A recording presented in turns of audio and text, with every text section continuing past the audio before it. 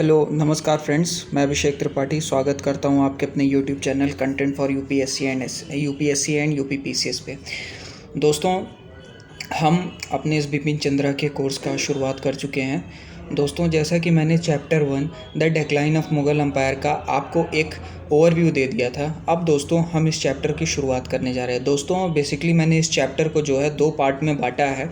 इन 2 part में आप देखोगे दोस्तों कि ये जो पहला पार्ट होगा ये स्टार्टिंग के कॉन्सेप्ट पे बिल्डअप होगा। यानी ये जो चैप्टर है ये बेसिकली मैं 2 पार्ट में लाऊंगा। पहला पार्ट जो होगा वो शुरुआत के 10 पेज का होगा, the causes of decline of Mughal empire के पहले का। और जो दूसरा पार्ट आएगा वीडियो वो दोस्तों इसके बाद आएगा, कॉजेज़ ऑफ द डिक्लाइन के बाद आएगा। तो दोस्तों अगर आपके पास किताब है तो बेहतर होगा कि जो मैं बोल रहा हूँ आप किताब खोल के बैठिए और देखिए, और जो मैं कह रहा हूँ वो बेसिकली ये जो लेक्चर है इसका जो मेरा मेन मोटिव है दोस्तों, ये एज अ ऑडियो बुक है।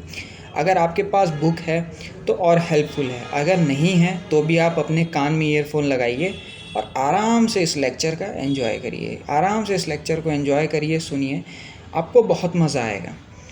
ठीक है दोस्तों, तो आइए आपका ज़्यादा ना समय लेते हुए शुरुआत करते हैं। दोस्तों, वो मुग़ल एम्पायर जो कभी हिंदुस्तान में 200 साल तक राज किया, एक समय ऐसा आ जाता है कि आप देखोगे सिर्फ अपने कंटेम्प्रेरीज इनेबिलिटी वीकनेस के चलते डिक्लाइन कर जाता है। या ये कहिए दोस्तों, वो मुग़ल एम्पायर जो कभी मीलों तक फैला था, दक्कन तक फैला था, नीचे दक्कन तक फैला था, वो सिर्फ दिल्ली तक सिमट के रह जाता है। या ये कह सकते हैं दोस्तों, वो मुग़ल एम्पायर जो कभी ईस्ट इंडिया कंपनी को चार्टर देता है ट्रेड करने के लिए, वो मुग़ल एम्पायर सिर्फ as a pensioner East India Company पे, ब्रिटिश ईस्ट इंडिया कंपनी पे डिपेंडेंट रह जाता है, उसकी मुग़ल अथॉरिटी तक ख़त्म हो जाती है। ऐसा क्यों दोस्तों?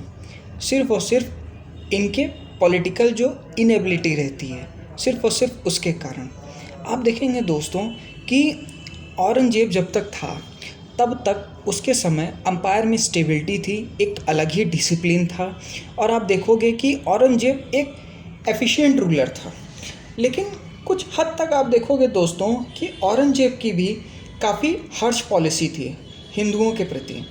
वो हर्श पॉलिसी के चलते आप देखोगे कि औरंगज़ेब के मरने के बाद क्या होता है दोस्तों कि औरंगज़ेब जो रहता है वो उसकी हिंदुओं के प्रति काफ़ी ज़्यादा टॉलरेंट पॉलिसी, और सिखों के प्रति, और यहाँ तक कि कुछ राजपूत्स के प्रति जो इनटॉलरेंट पॉलिसी रहती है, वो आने वाली मुगलिया सल्तनत जो रहती है कोशिश करती है कि उन चीज़ों को शॉर्ट आउट करने की कोशिश करे। शॉर्ट आउट करने की कोशिश इन द सेंस आप देखोगे दोस्तों कि औरंगज़ेब के मरने के बाद औरंगज़ेब की बेसिकली मृत्यु जो हुई थी, मौत जो हुई थी, वो 1707 में हुई थी। उसके बाद आप देखोगे दोस्तों कि इसका जो पुत्र रहता है, इनके जो पुत्र रहते हैं औरंगज़ेब के मरने के बाद, वो 65 साल के बहादुर शाह बनते हैं। दोस्तों, औरंगज़ेब का क्या सीन था कि औरंगज़ेब खुद 90 साल तक मतलब ज़िंदा रहा था, तो काफ़ी लॉन्ग टर्म तक उसने राज किया था। तो इस रेन के दौरान जब वो खुद ही इतनी बुढ़ौती में मरा था, तो आप देखोगे कि उसके जो पुत्र रहते हैं वो खुद ही इतना ओल्ड एज में किंग बनेंगे।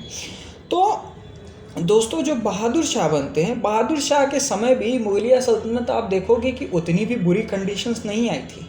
मतलब बहादुर शाह के रेन के दौरान भी आप देखोगे जब ये राज करते हैं तो इस टाइम भी क्या होता है दोस्तों कि जो औरंगज़ेब की इनटॉलरेंट पॉलिसी रहती है, उस इनटॉलरेंट पॉलिसी को ये ख़त्म करने की कोशिश करते हैं। ख़त्म करने की मतलब आप ये कह सकते हो कि इसके दौरान आप देखोगे कि एक भी मंदिर नहीं तोड़ा गया, और ये कोशिश करता है बहादुर शाह कि हिंदू चीफ्स और राजाओं के प्रति इसका जो टॉलरेंट एटीट्यूड रहता है ये उनके साथ नेगोशिएशंस करने की कोशिश करता है।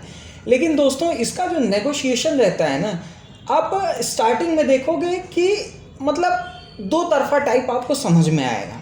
दो तरफा टाइप समझ में आने का मतलब है कि स्टार्टिंग में क्या होता है कि जब ये राज करना शुरू करता है, या स्टार्टिंग में मतलब जब मुगलिया सल्तनत के थ्रोन पे ये बैठते हैं, तो स्टार्टिंग में आप देखोगे कि ये राजपूत के साथ, जो कि बेसिकली अंबर और मारवाड़ बेसिकली जोधपुर वाला रीजन था, वहाँ पे क्या करते हैं कि अंबर में ये जय सिंह को हटा के विजय सिंह को राजा बनाते हैं। और उसके बाद आप देखोगे कि अजीत सिंह जो रहते हैं उनको ये फोर्स करता है कि तुम मुगलिया सल्तनत की ऑटोनॉमी के अंदर आओगे, मतलब तुम कोई खुद से रूल नहीं करोगे, तुम्हें मुगलिया सल्तनत के साथ मिलकर ही काम करना है। लेकिन बाद में आप देखोगे दोस्तों कि ये जो स्टार्टिंग में ये काम करता है, इसके बाद आप देखोगे कि ये कुछ हद तक नेगोशिएशन करने लगता है। लेकिन दोस्तों ये नेगोशिएशन भी उतना सक्सेसफुल आप नहीं कह सकते हो, उतना successful negotiation in the sense कहने को कि ये महाराजा जय सिंह को करता क्या है दोस्तों कि उनको स्टेट तो वापस दे देता है, उनको उनका स्टेट वापस दे देता है और अजीत सिंह को भी उनका स्टेट वापस दे देता है। लेकिन दोस्तों कहीं ना कहीं जो ये राजा जय सिंह और राजा अजीत सिंह की जो डिमांड रहती है कि इनको हाई मनसबदार बनाया जाए और सूबा मतलब मालवा और गुजरात का सूबेदार घोषित कर दिया जाए, वो ये बहादुर शाह नहीं मानता है। बेसिकली आप दोस्तों जब सतीश चंद्र की किताब पढ़ोगे ना तो आप राजा जय सिंह के बारे में देखोगे कि राजा जय सिंह जो थे वो काफ़ी मतलब मुगलिया टाइम में काफ़ी हाई प्रेड मतलब मनसब इनको मिला करता था। ठीक है दोस्तों, तो आप देखोगे कि स्टार्टिंग में ये जो रहता है उनके साथ मतलब समझौता करने के लिए उतना ठीक ठाक तो नहीं रहता है तात्पर्य, लेकिन फिर बाद में देखोगे कि अपना जो भी है उनसे नेगोशिएशन करने की कोशिश करता है। लेकिन हाँ, उनके स्टेट को रिस्टोर करने के बाद भी ये करता क्या है दोस्तों कि उनको मनसबदारी उनकी मनपसंद नहीं देता है और सूबे जो रहते हैं सूबेदार उनका जो है जो कि वो चाहते हैं इंपॉर्टेंट प्रोविंस मालवा और गुजरात। अच्छा दोस्तों एक चीज़ यहाँ पे देखिएगा, मालवा और गुजरात के प्रोविंस की सूबेदारी उस टाइम इतना महत्व इसलिए रखती थी क्योंकि गुजरात पे कई सारे पोर्ट्स हुआ करते थे, बंदरगाह हुआ करते, तो जो ट्रेड होता था ना दोस्तों वो अगर आप वहाँ का सूबेदार बन जाओगे, गवर्नर बन जाओगे, तो वो ट्रेड का जो देख रेख होगा वो टोटल आपके हाथ में होगा। तो यूँ समझिए दोस्तों ये काफ़ी मतलब कमाई वाला एरिया था, कह सकते हो दोस्तों। अच्छा दोस्तों यहाँ राजपूत के बाद आप देखोगे कि इसने मराठा सरदारों के साथ भी नेगोशिएशंस करने की कोशिश की है। मराठा सरदारों के साथ नेगोशिएशन भले इसने किए दोस्तों, लेकिन आप देखोगे कि इसका नेगोशिएशन भी जो था ना दोस्तों काफ़ी हाफ हार्टेड कंसोलेशन था। Half hearted consolation in the sense मैं कहूँगा दोस्तों कि ये जो कंसोलेशन था ये ऐसा नहीं था कि मराठा सरदार पूरा एकदम मतलब खुश कर दिया था इसने। खुश करने का इन द सेंस कि आप देखोगे कि साहू जी को रिलीज़ करने के बाद, औरंगजेब के मरने के बाद, औरंगजेब ने क्या किया था कि शिवाजी महाराज के जो पुत्र रहते हैं साहू जी, उसको इन्होंने प्रिजन बना लिया था, बंदी बना लिया था। उसके बाद क्या होता है कि बहादुर शाह जो रहता है वो इनको रिलीज़ करता है। रिलीज़ करने के साथ साथ आप देखोगे कि दोस्तों उस समय जो मराठा का जो कॉन्सेप्ट था सार देशमुखी और चौथ, मराठा ये समझ लीजिए दोस्तों एक मतलब कह सकते हो कि मराठा अंपायर ने पूरे हिंदुस्तान में हफ्ता वसूला है। हिंदुस्तान में मतलब कह सकते हो कि हिंदुस्तान में कोई ऐसा नहीं बचा था जिससे मराठा अंपायर ने सार देशमुखी और चौथ ना कलेक्ट किया हो। ठीक है दोस्तों, तो आप देखोगे कि बहादुर शाह के टाइम क्या रहता है कि ये दक्कन में मराठाओं को सार देशमुखी तो कलेक्ट करने के लिए कह देता है, लेकिन चौथ की बेसिकली जो राइट रहती है वो नहीं देता है। और इसके बाद आप देखोगे दोस्तों कि कुछ हद तक जो इसके हाथ में रहता भी है, मतलब रहना इन द सेंस कि आप कह सकते हो कि साहू जी को रिलीज़ करने के बाद चाहता तो ये जो था वो साहू जी को दूसरा मराठा किंग डिक्लेयर कर सकता था। लेकिन ये इसकी सबसे बड़ी गलती रहती है कि ये मराठा किंग ने डिक्लेयर करने के साथ साथ कि ऐसा होता है क्या दोस्तों कि जब साहू जी छूटते हैं तो उनका जो कॉन्फ्लिक्ट रहता है वो उनकी चाची ताराबाई के साथ रहता है। ताराबाई के साथ ये रहता है दोस्तों कि ताराबाई अपने पुत्र को गद्दी पे बिठाना चाहती हैं, मराठा की गद्दी पे बिठाना चाहती हैं, और साहू जी अपना किंग बनना चाहते हैं।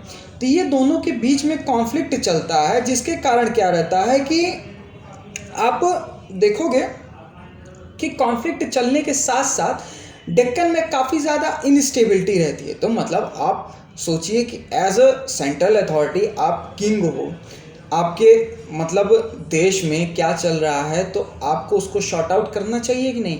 इससे क्या होता है दोस्तों कि जब इंटरनल रिबेलियंस होने लगते हैं डायनेस्टीज़ के बीच में तो पीस जो रहती है वो ख़त्म हो जाती है, शांति एकदम ख़त्म हो जाती है। आप देखोगे कि बाद में होता क्या है दोस्तों कि इस मतलब चलते हुए, इस कॉन्फ्लिक्ट के चलते हुए मराठा सल्तनत के बीच में आप देखोगे मराठा सरदारों के बीच में भी कॉन्फ्लिक्ट चलने लगते हैं।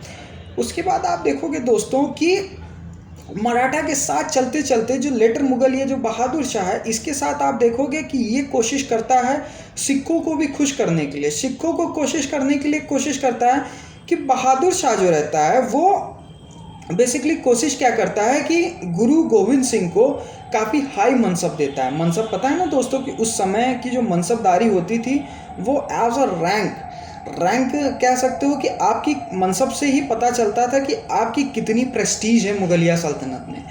तो ये गुरु गोविंद सिंह को हाई मनसब देता है। लेकिन एक स्टेज ऐसा आता है दोस्तों कि गुरु गोविंद सिंह के मरने के बाद बंदा बहादुर जो रहते हैं, जब सिखों की कमान संभालते हैं तो वो मुगलिया सल्तनत को रिफ्यूज़ करने की कोशिश करते हैं। रिफ्यूज़ करना इन द सेंस कि कह सकते हो दोस्तों कि वो रिबेलियन कर देते हैं, रिबेलियन अगेंस्ट में बहादुर शाह के खिलाफ कर देते हैं। उसके बाद आप देखोगे कि रिबेलियन करने के साथ साथ, बहादुर शाह के साथ रिबेलियन करने के साथ साथ ये इनका जो मतलब बंदा बहादुर जो रहते हैं, ये सतलुज और जमुना जो रिवर रहती है जो कि दिल्ली के पास बहती है, वहाँ पे अपना कंट्रोल कर लेते हैं। लेकिन दोस्तों कुछ टाइम बाद ऐसा भी आता है कि कह सकते हो कि ये स्टार्टिंग में क्या करते हैं दोस्तों कि ये मतलब बंदा बहादुर जो रहते हैं सतलुज और जमुना को कैप्चर करने के बाद आप देखोगे कि ये एक लोहगढ़ नाम की जगह है जो कि गुरु गोविंद सिंह ने बनाया था, एक किला था, समझे, अंबाला में था। अंबाला में बेसिकली नॉर्थ ईस्ट में आप देखोगे पंजाब वाले रीजन में लोहगढ़ नाम का किला है जो कि अंबाला में था, जहाँ से आप कह सकते हो कि हिमालय बहुत पास पड़ता था। मतलब नॉर्थ वेस्ट फ्रंटियर रीजन पे पूरा एकदम समझ लीजिए कि यहाँ से आप कंट्रोल अच्छा कर सकते थे, पंजाब वाले रीजन से, इस रीजन से कंट्रोल कर सकते थे। तो बंदा बहादुर जो रहते हैं अपनी कह सकते हो कि स्ट्रॉन्ग होल्ड के चलते बाद में ये लोहगढ़ का किला जो रहता है वो मुगलिया से वापस ले लेते हैं। तो मुगलिया से वापस लेने के बाद एक स्टेज ऐसा भी आता है दोस्तों कि 1712 में बहादुर शाह जो रहता है वो सिख आर्मी को क्रश कर देता है। क्रश करने के बाद मतलब उनसे लड़ झगड़ के साम दाम दंड भेद अपना के उनसे वो लोहगढ़ का किला वापस ले लेता है। ठीक है दोस्तों, ये सिख की कहानी हुई। आप देख रहे हैं ना दोस्तों कि ये जो लेटर मुगल्स हैं कैसे रिबेलियंस चलते आ रहे हैं औरंगजेब के मरने के बाद। औरंगजेब के टाइम इतनी नौटंकी नहीं हुआ करती थी दोस्तों, ये चीज़ याद रखिएगा। उसके बाद आप देखोगे कि बहादुर शाह जो रहता है वो राजा छत्रसाल के साथ भी समझौता करने की कोशिश करता है। राजा छत्रसाल जो रहते हैं दोस्तों वो बेसिकली बुंदेलखंड के चीफ रहते हैं। बुंदेलखंड के चीफ जो रहते हैं वो लॉयल फेडरेटरी बन जाते हैं। और इसके बाद ये कोशिश करता है कि जो चूरामल रहते हैं, चूरामल बेसिकली जो रहते हैं वो दोस्तों वो जाट के चीफ रहते हैं। चीफ मतलब प्रमुख। तो दोस्तों होता क्या है दोस्तों कि जब बंदा बहादुर रहते हैं तो बंदा बहादुर के टाइम क्या था कि सिखों का इतना ज़्यादा आतंक बढ़ गया था बहादुर शाह के लिए कि वो स्टार्टिंग में क्या करता है कि सिख रिबेलियन को दबाने के लिए राजा छत्रसाल और चूरामल जाट जो रहते हैं, ये मतलब जो चूरामल किंग रहते हैं उनके साथ ये अलायंस बनाता है। अलायंस बनाने के साथ साथ आप देखोगे कि अलायंस बनाने के साथ ये बंदा बहादुर के साथ कैंपेन करता है। आप देखोगे दोस्तों कि एक मतलब कह सकते हो कि इस कंडीशन के बाद आप देखोगे कि इस लड़ाई झगड़े के साथ साथ आप देखोगे कि इसके अंदर मतलब बहादुर शाह के दौरान आप देखोगे कि जो एडमिनिस्ट्रेशन रहता है वो दिन पे दिन तबाह होता जाता है। दिन पे दिन तबाह होने का इन द सेंस कैसे कह सकते हो दोस्तों कि एक राज्य को चलाने के लिए, एक कंट्री को चलाने के लिए हमको इकोनॉमी की भी बहुत ज़रूरत पड़ती है। लेकिन जो इसकी रेकलेस जागीर्स और प्रमोशंस हुआ करते थे, इससे क्या होता है दोस्तों कि स्टेट फाइनेंसेस पे बहुत ज़्यादा लॉस पड़ता है। लॉस इन द सेंस कि ये जो इसके प्रमोशंस रहते हैं ना, और ये जो तरह तरह के राजाओं को खुश करने की कोशिश करता है तो उनको जो जागीर बांटता है, इससे क्या होता है दोस्तों कि रॉयल जो ट्रेजरी रहती है उस पर बहुत ज़्यादा नुकसान पड़ता है। आप देखोगे दोस्तों कि इस नुकसान के साथ साथ आप देखोगे कि जो आने वाली जो मुगलिया सल्तनत होती है ना, उसको भी इसका हर्जाना भुगतना पड़ता है। हर्जाना भुगतने के साथ साथ आप देखोगे कि ये भी कह सकते हो दोस्तों कि हर्जाना भुगतना इन द सेंस आप कैसे कह सकते हो दोस्तों कि जो और मुग़ल्स आते हैं ना वो इस काबिल नहीं रहते हैं। इस काबिल इन द सेंस कि जैसे औरंगज़ेब के मरने के बाद जो बहादुर शाह गद्दी पे बैठा है, इसके अंदर कुछ हद तक रूल करने की काबिलियत है, लेकिन इसके बाद जो रूलर आते हैं ना वो एज अ पपेट रूल करते हैं। As a puppet rule in the sense कि जो नोबल्स रहते हैं, जो पावरफुल नोबल्स रहते हैं, वो उनको ऑपरेट करते हैं। ठीक है दोस्तों, ये तो मैं भी आपको धीरे धीरे करके आगे बताता रहूँगा। तो दोस्तों यहाँ पे आप देखोगे कि there was given a time he revived the imperial fortunes. Unfortunately his death in 1712 plunged the empire once again into 712। जैसा कि दोस्तों आपको मैं बताते आया हूँ कि गद्दी से बड़ा कुछ नहीं होता दोस्तों। आप देखोगे कि इसके बाद भी क्या होता है, बहादुर शाह के मरने के बाद भी आप देखोगे 1712 में बेसिकली क्या था दोस्तों, याद रखिएगा 1707 में औरंगजेब मरा था और 1712 में बहादुर शाह मरा था। मतलब लगभग 5 साल इसने जो है राज किया हिंदुस्तान पे। तो 1712 में इसके मरने के बाद आप देखोगे कि मुग़ल पॉलिटिक्स में फिर से उतार चढ़ाव आने लगते हैं। उतार चढ़ाव में आने के साथ साथ आप देखोगे कि होता क्या है कि गद्दी पे बैठने के लिए जो मुगलिया सल्तनत की जो गद्दी रहती है उस पे बैठने के लिए वापस से जो है सिविल वॉर छिड़ जाता है इसके आगे के सक्सेसर्स के बीच में। अब आप दोस्तों यहाँ से देखोगे कि इसके मरने के बाद अब क्या होता है दोस्तों कि अभी तक क्या था दोस्तों कि राजा के लड़कों के बीच में सिविल वॉर चल रहा था, लेकिन बहादुर शाह के मरने के बाद आप देखोगे कि एक नॉबल रहता है जुल्फ़िकार खान।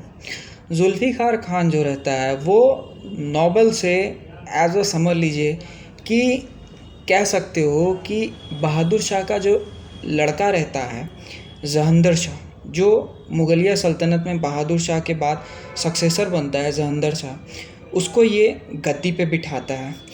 गद्दी पे बिठाने के साथ साथ आप देखोगे दोस्तों कि जहंदर शाह जो रहते हैं वो काफ़ी मतलब एक वीक और डिजनरेट प्रिंस रहते हैं। वीक इन द सेंस कि उनके अंदर बहुत मतलब कह सकते हो कि दूरदृष्टि नहीं रहती है, ना कि बहुत ज़्यादा काबिल डिग्निटी रहती है, और ना ही उनके कोई ख़ास आचरण रहते हैं जिसकी वजह से वो अपना एडमिनिस्ट्रेशन अकेले चला पाएँ। तो वो करता क्या है दोस्तों कि वो अपना पूरा एडमिनिस्ट्रेशन जुल्फ़िकार खान के हाथ में दे देता है। जुल्फ़िकार खान जो रहता है वो उस टाइम उसका वज़ीर रहता है। अब दोस्तों अब यहाँ से आप समझने की कोशिश करना कि याद रखिएगा दोस्तों, history is the mother of all subject. याद रखिएगा, जब आप दूसरे पे डिपेंडेंट हो जाओगे ना तो अगले का भी दिन पे दिन महत्व बढ़ता जाएगा। अगर आपका महत्व कम हो रहा है तो याद रखना कि अगले का भी महत्व बढ़ रहा है। मतलब ये समझने की कोशिश करिए कि अगर आपने पूरा अपना एडमिनिस्ट्रेशन राजपाट जुल्फ़िकार खान के हाथ में दे दिया है तो धीरे धीरे वो अपने आप को स्ट्रॉन्ग करने की कोशिश नहीं करेगा। भाई किंग के साइन का तो महत्व है ना, किंग के चार्टर का तो महत्व है ना, तो उसने जहांगीर शाह को गद्दी पे बिठा दिया और दिन पे दिन पूरा दिमाग वो लगाने लगा। बस जहांगीर शाह क्या करते कि जो जुल्फ़िकार खान बोल देता वो कर देते। अब आप देखोगे दोस्तों कि जुल्फ़िकार खान को समझ में आने लगा कि अगर उसको अपना दबदबा कायम रखना है और वो चाहता है कि दिन पे दिन उसका मतलब पॉलिटिक्स में दबदबा बढ़ता रहे, तो उसने सबसे पहले क्या काम किया दोस्तों कि जो बहादुर शाह के समय कुछ गलतियां हुई थी उसको ठीक करने की कोशिश की। इसने राजपूत के साथ और मराठा सरदार के साथ काफ़ी अच्छे रिलेशंस बनाने की कोशिश किए। अभी तक क्या था दोस्तों कि औरंगजेब ने जो जजिया इम्पोज किया था उसको बहादुर शाह ने ख़त्म नहीं किया था, लेकिन जुल्फ़िकार खान ने, जो कि उसका नोबल था, उसने हटा दिया हिंदुओं को खुश करने के लिए। भाई एक चीज़ याद रखना दोस्तों कि राजपाट को चलाने के लिए इनको भी कह सकते हो कि फेवर्डी की ज़रूरत थी। थे तो ये नोबल ही ना, मतलब अभी भी नोबल ही है ना ये, तो इनको अपने फेवर्टी को मजबूत करने के लिए लोगों के सपोर्ट की ज़रूरत थी। तो इन्होंने क्या किया जुल्फ़िकार खान ने कि हिंदुओं को खुश करने की कोशिश की, राजपूतों को खुश करने की कोशिश की, मराठा को खुश करने की कोशिश की। मराठा को इन्होंने कैसे खुश किया कि अभी तक बहादुर शाह, जो कि डेक्कन में सारदशमुखी कलेक्ट करने की आज्ञा दे देता है, लेकिन चौथ कलेक्ट करने की आज्ञा नहीं देता है। इसने उसको दोनों ही कलेक्ट करने की आज्ञा दे दी, सिर्फ और सिर्फ किस लिए? इसलिए कि ये याद रखना दोस्तों कि इसने पहले से ही अपना इंतज़ाम किया था कि ये डेक्कन में एज अ डिप्टी गवर्नर बनेगा। तो अब भाई जाहिर सी बात है, डेक्कन में मराठाओं का राज था, तो मराठाओं के राज को भी तो खुश करना था ना, ताकि वहाँ पे कल को कोई नौटंकी ना हो जाए या कोई दिक्कत ना हो जाए। तो इसने क्या काम किया दोस्तों कि मराठाओं को खुश किया। उसके बाद आप देखोगे कि राजा जय सिंह और राजा अजीत सिंह जो रहते हैं, जय सिंह को अंबर का राजा इसने वापस से बना दिया, और अंबर का राजा मतलब अंबर का गवर्नर बना दिया।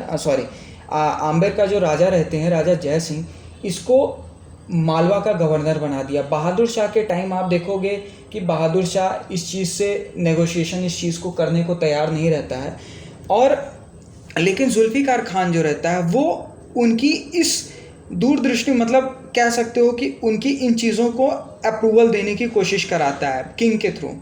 तो अंबर के जो राजा रहते हैं राजा जय सिंह, उनको ये मालवा का गवर्नर बना देता है, और अजीत सिंह जो रहते हैं मारवाड़ के, उनको ये है गुजरात का गवर्नर बना देता है। और साथ ही दोस्तों एक चीज़ याद रखना कि राजा जय सिंह को मालवा का गवर्नर बनाने के साथ साथ ये मिर्ज़ा राजा सवाई जय सिंह बनाता है, एज अ टाइटल देता है, ठीक है। उसके बाद आप देखोगे दोस्तों कि जुल्फ़िकार खान जो रहता है वो चूरामल जाट और राजा छत्रसाल बुंदेल के साथ, जो कि पहले से रिलेशंस अच्छे थे, वो इम्प्रूव करने की कोशिश और करता है और मजबूत बनाता है। लेकिन याद रखना उसने सिखों के साथ अच्छे रिलेशंस नहीं बनाए, राजपूत के साथ बनाए, जय सिंह के साथ बनाए, और अजीत सिंह के साथ बनाए, मराठाओं के साथ बनाए, और चूरामल जाट्स के साथ बनाए, लेकिन छत्रसाल बुंदेल के साथ बनाए। लेकिन कभी भी उसने सिख्स के साथ कोई अच्छा बर्ताव करने की कोशिश नहीं की, वही ओल्ड पॉलिसी ऑफ सेपरेशन अपनाया। उसके बाद आप देखोगे दोस्तों कि जैसा कि मैंने आपको स्टार्टिंग में बताया ना कि बहादुर शाह के टाइम क्या था कि स्टेट फाइनेंसेस लॉसेस बहुत ज़्यादा हो रहे थे, तो जो चलाना था अंपायर को, उसके लिए जो इकोनॉमी की ज़रूरत थी, वो पैसे की ज़रूरत जो होती है, वो कैसे आप इम्प्रूव कर सकते हो, वो जुल्फ़िकार खान पूरे बहुत अच्छे तरीके से देखता है। अच्छे तरीके से देखने की इन द सेंस कि वो कोशिश करता है कि जो फालतू के मनसबदार हैं उनको कंपेल करने की कोशिश करे। कंपेल करने की इन द सेंस, मैंने आपको मनसबदारी क्राइसिस के बारे में ओवरव्यू वाले लेक्चर में बोला ना दोस्तों कि ज़मीन का टुकड़ा वही है, केक का साइज़ वही है। पहले केक को खाने के लिए 2 लोग थे, लेकिन अब उस केक को खाने के लिए 6 लोग हो गए। तो अब कलेक्शन कम आ रहा है, लेकिन मनसबदार बहुत ज़्यादा बढ़ते जा रहे हैं। और आप देखोगे दोस्तों कि इसने मतलब स्टेट फाइनेंसेस को इम्प्रूव करने के लिए, इकोनॉमी के इम्पैक्ट में आप देखोगे कि इम्प्रूव करने के लिए ये क्या करता है दोस्तों, एक रेवेन्यू फार्मिंग सिस्टम लाता है। Revenue farming system in the sense कि इजरा सिस्टम में क्या होता है दोस्तों कि ये एक मिडिल मैन बैठाता है। मिडिल मैन बिठाने के साथ साथ आप देखोगे कि ये एक फ़िक्स अमाउंट उस मिडिल मैन से कह देता है कि तुम इतना पीजेंट से लेकर आओ और हमको दो। उसके बाद जितना तुम कलेक्ट करते हो वो तुम्हारा पीजेंट से होगा, वो तुम्हारा किसान का खुद पे खुद होगा। इस पॉलिसी के चलते याद रखना दोस्तों कि पीजेंट्स बहुत ज़्यादा दबाए गए। दबाने के साथ साथ आप देखोगे कि अभी तक किसानों की उतनी भी बदतर हालत नहीं हुई थी, लेकिन धीरे धीरे जैसा कि आप देखोगे कि जैसे जैसे इनके फाइनेंसेस लॉस होने लगे, उसके बाद इन्होंने ये रेवेन्यू फार्मिंग का सिस्टम लाया। रेवेन्यू फार्मिंग के सिस्टम के साथ साथ मिडिल मैन को बिठाया। मिडिल मैन क्या करने लगे कि अपनी मनमानी करने लगे। मनमानी करने के साथ साथ कलेक्ट जो फिक्स्ड अमाउंट होता था वो दे दिया भाई किंग को, और उसके बाद जो उसके ऊपर की कमाई वो उन्होंने खुद कर लिया। अब इससे क्या हुआ, धीरे धीरे आप देखोगे कि जुल्फ़िकार खान के इसके चलते जो मुगलिया सल्तनत धीरे धीरे टूट रहा था वो धीरे धीरे इम्प्रूव करने लगा। इम्प्रूव करने के साथ साथ आप देखोगे कि होता क्या है ना दोस्तों कि जब एक काबिल इंसान जब थोड़ा बहुत मतलब तरक्की करने लगता है ना, तो उसके अगल बगल के लोग थोड़ा जलने भी लगते हैं। आप याद रखना दोस्तों, अगर आप दोनों एक ही कॉलोनी से ताल्लुकात रखते हो, एक ही साथ पढ़े हो। ये एज अ ह्यूमन का नेचर भी होता है, बहुत कम ही लोग ऐसे होते हैं दोस्तों कि आपका इस साथ का कोई फ्रेंड है, आपके साथ ही रहा हो, आपके साथ ही पढ़ा हो, आप दोनों पढ़ाई में हो सकता हो वो आपसे थोड़ा कमज़ोरी हो, वो पढ़ लिख के मेहनत करके यूपीएससी निकाल लेता है और आप अभी 4-5 अटेम्प्ट ही दे रहे हो कि आपका ढंग से अभी मेंस भी नहीं क्वालिफाई हो रहा है। चलिए प्री निकालिए, मेंस भी नहीं क्वालिफाई हो रहा, वो फर्स्ट और सेकंड अटेम्प्ट में इंटरव्यू तक आ जाता है। तो कहीं ना कहीं आपके मन में ये सवाल ज़रूर आएगा कि हमारे साथ का बंदा कितना आगे पहुंच गया, ठीक है दोस्तों, और हम वहीं के वहीं रह गए।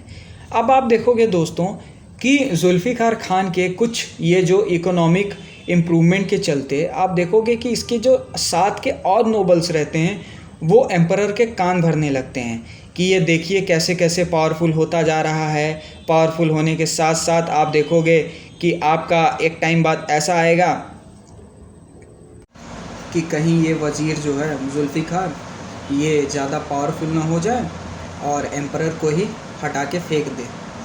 लेकिन एक चीज़ याद रखिएगा दोस्तों कि इतना कुछ सुनने के बावजूद भी जो एम्परर था जहांगीर शाह, ये खुद जो एम्परर था जहांगीर शाह, ये खुद इतना ज़्यादा मतलब डरपोक मिजाज का था और खुद इतना निकम्मा था कि ये खुद ही डरता था जुल्फ़िकार खान से।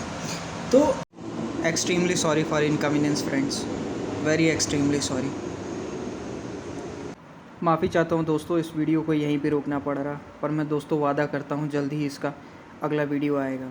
अपनी कहानी फिर से शुरू होगी। उम्मीद करता हूँ आपको मेरी कही हुई बातें यहाँ तक अच्छी लगी हों और आगे भी आप मेरी वीडियो को देखेंगे। अगर अच्छा लगा हो तो शेयर करिए, सब्सक्राइब करिए और लाइक करिए।